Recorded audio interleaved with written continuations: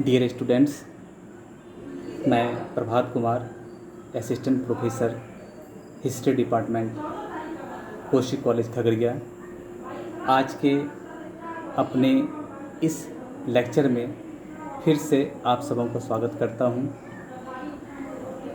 आज का मेरा यह लेक्चर पुनः हिस्ट्री बीए पार्ट 1 ऑनर्स एवं सब्सिडरी दोनों ही कक्षाओं के स्टूडेंट्स को समर्पित है। आज हम लोग जिस टॉपिक को समझेंगे वह है सिंधु घाटी सभ्यता या हड़प्पा सभ्यता का पतन, यानी decline of Indus valley civilization. इस टॉपिक पर चर्चा करने से पहले मैं आप सभी स्टूडेंट्स जो कि इस वीडियो को देख रहे होंगे को एक सुझाव अवश्य देना चाहूँगा, और वह यह कि यदि आप सिंधु घाटी सभ्यता के पतन से संबंधित इस वीडियो या लेक्चर को सुन रहे हैं तो इसे सुनने से पहले आप सिंधु घाटी सभ्यता से मेरे पहले के 2 वीडियो या 2 लेक्चर को सुन लेंगे तो शायद आज के इस लेक्चर को समझना और भी आसान हो जाएगा। मैं पूर्व के अपने जिस 2 लेक्चर की बात यहाँ कर रहा हूँ वह है, पहला हड़प्पा सभ्यता का नगरीकरण, दूसरा है हड़प्पा सभ्यता की सामाजिक, राजनीतिक एवं आर्थिक अवस्था। अर्थात इन 2 नामों से वीडियो अपलोड किया गया है। तो अगर इन दोनों वीडियो को देख लेंगे तो आज के टॉपिक को समझना ज़्यादा आसान होगा, लेकिन ऐसा भी नहीं है कि उसका देखना आवश्यक ही है। अगर आप नहीं भी देखते हैं तो भी बिल्कुल नए सिरे से आप आज के टॉपिक को अच्छे से समझ सकते हैं। तो आइए समझते हैं सिंधु घाटी सभ्यता या हड़प्पा सभ्यता के पतन को। जो एक इतिहासकारों के मत या विद्वानों के मत, जो एक आम धारणा है वह यह कि सिंधु सभ्यता का पतन 1750 ईसा पूर्व के आसपास से लगभग प्रारंभ हो गया था। लेकिन सिंधु सभ्यता का पतन क्यों और कैसे हुआ, अथवा इसके पतन के क्या क्या कारण थे, इस पर इतिहासकारों के विचारों में अंतर नज़र आता है, और या यूँ कह लें इस पतन के मुद्दे पे मतभेद नज़र आता है। इस संदर्भ में विभिन्न इतिहासकारों के भिन्न भिन्न मत रहे हैं। जैसे कि पहला मत है कि इस सभ्यता का पतन बाह्य आक्रमण से हुआ था। दूसरा मत है कि विदेशी व्यापार में गतिरोध के कारण पतन हुआ होगा। तीसरा है जलवायु परिवर्तन के कारण पतन हुआ होगा। चौथा है भूतात्विक परिवर्तन के कारण पतन हुआ होगा। पाँचवा है बाढ़ एवं प्राकृतिक आपदा के कारण पतन हुआ होगा। इसके अलावा भी और कई अन्य कारण हैं जो कि इतिहासकारों और विद्वानों के द्वारा अपने अपने ढंग से कहा गया है। तो आइए यहाँ पर इन 5 मतों को बारी बारी से, 5 कारणों या 5 जो मत हैं यहाँ पर, इनको बारी बारी से समझते हैं ताकि पतन के कारण को हम लोग जान पाएँ। पहला आते हैं बाह्य आक्रमण। 3 विद्वान हैं जिनके नाम हैं garden child, wheeler, Stuart picot इत्यादि। इन सभी ने सिंधु सभ्यता के पतन के लिए बाह्य आक्रमण को उत्तरदायी माना है। अब बाह्य आक्रमण का ही हवाला क्यों दिया गया?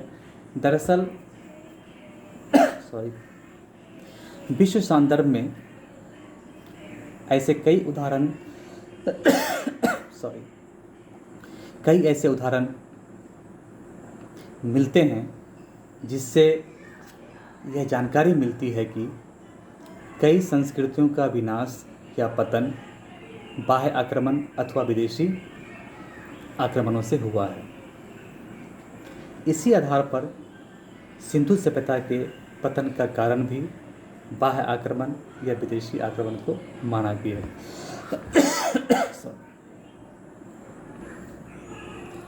गार्डन, चाइल्ड और व्हीलर ने सिंधु सभ्यता के पतन के लिए आर्यों को उत्तरदायी माना है। ये वही आर्य हैं जो आगे चलकर वैदिक संस्कृति या सभ्यता में नज़र आएंगे।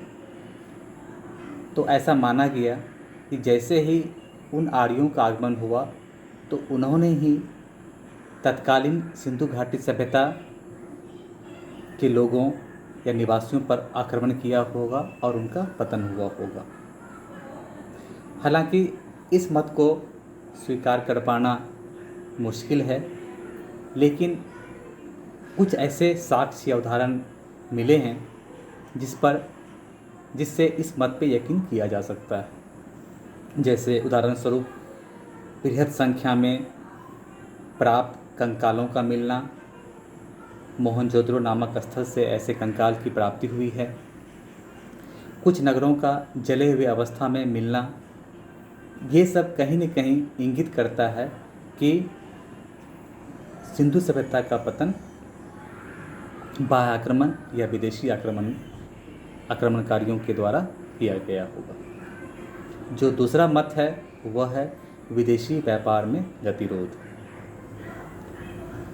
सिंधु सभ्यता की समृद्धि का मुख्य आधार मेसोपोटामिया की सुमेरियन सभ्यता से व्यापार का रहा था।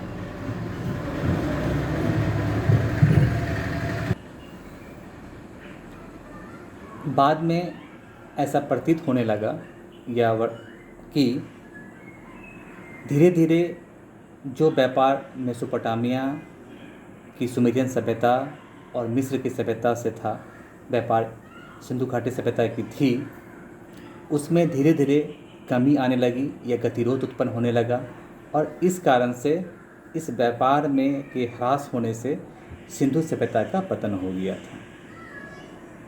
जो तीसरा मत है, जो तीसरा कारण है, वह है जलवायु परिवर्तन।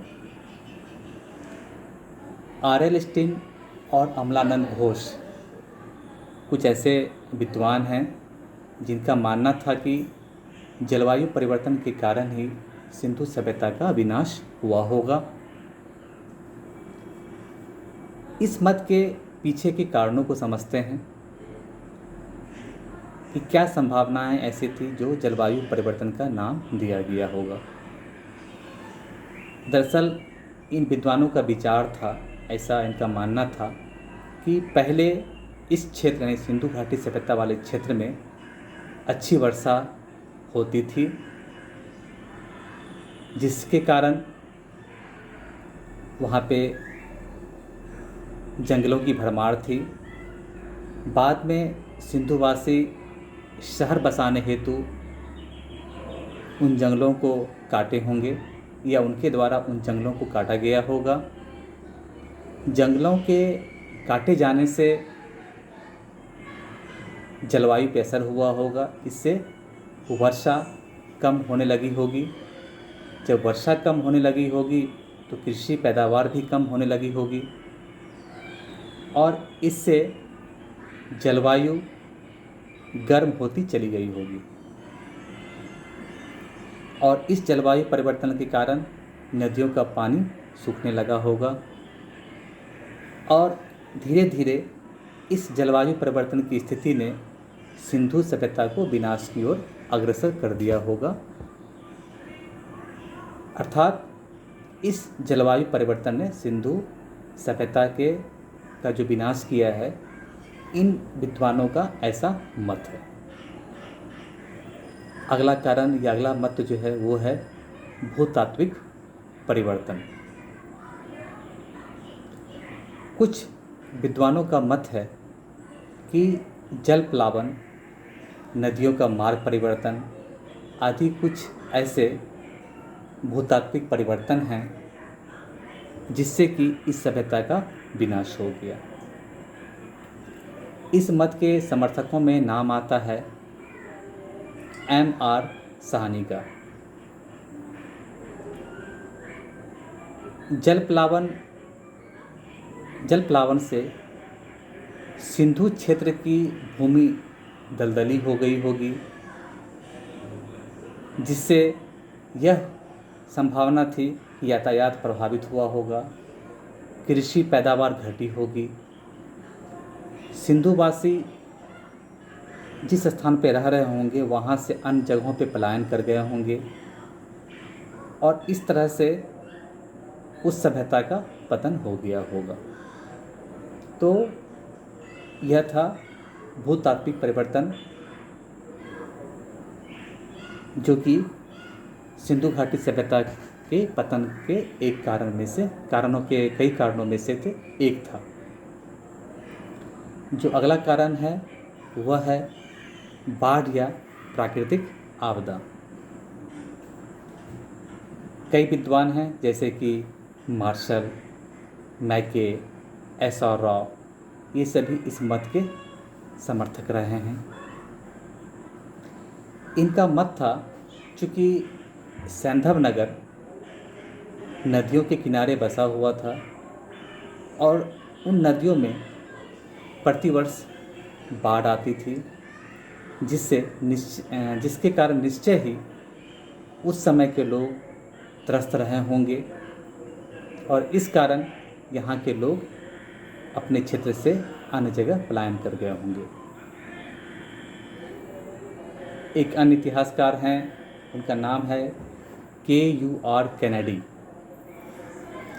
जिन्होंने प्राकृतिक आपदा को सिंधु सभ्यता के विनाश का कारण बताया है। K.U.R. कैनेडी नामक विद्वान ने मोहनजोदड़ो से प्राप्त नरकंकालों से निष्कर्ष निकाला कि सिंधुवासी मलेरिया जैसी बीमारी के शिकार हो गए होंगे और इस कारण से सिंधु सभ्यता का पतन हुआ। तो यानी मोहनजोदड़ो से यहाँ पे नरकंकाल के साक्ष्य भी मिले हैं। तो इस प्रकार निष्कर्ष के तौर पर कहा जा सकता है कि सिंधु सभ्यता के विनाश पतन में किसी एक कारण का योगदान न होकर कई कारणों का योगदान रहा होगा। साथ ही ऐसा भी कहा जा सकता है कि अलग अलग स्थलों के लिए अलग अलग कारक उत्तरदायी रहे होंगे, लेकिन इन सब कारणों के अलावा और भी कई कारण हैं जिन्हें कि सिंधु सभ्यता या हड़प्पा सभ्यता के पतन के लिए उत्तरदायी माना जाता है। यहाँ एक चीज़ और ध्यान देने वाली है, वह यह कि सिंधु सभ्यता का पतन ऐसा नहीं कि एकाएक हो गया हो, बल्कि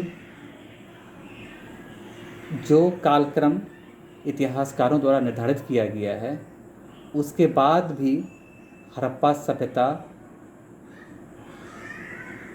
के कई लक्षण बाद के कालों में देखने को मिलते हैं, जिसे कि उत्तर हड़प्पा संस्कृति के नाम से भी जाना जाता है। कहने का तात्पर्य है किसी भी सभ्यता और संस्कृति का विनाश एकाएक नहीं हो जाता है, बल्कि वो उसमें भी कई वर्ष लग जाते हैं। तो ये था सिंधु सभ्यता का पतन। तो इस प्रकार हम लोगों ने आज के इस वीडियो के माध्यम से सिंधु घाटी सभ्यता या हड़प्पा सभ्यता के पतन के पीछे के क्या कारण थे, उन कारणों को समझने का प्रयास किया है। आशा करता हूँ कि आज का यह lecture history BA part 1 honours के स्टूडेंट्स के साथ साथ पार्ट 1 सब्सिडरी के स्टूडेंट्स के लिए भी लाभदायक साबित होगा। तो अगले लेक्चर में पुनः एक वीडियो के साथ एक नए टॉपिक के साथ मिलते हैं। तब तक के लिए धन्यवाद।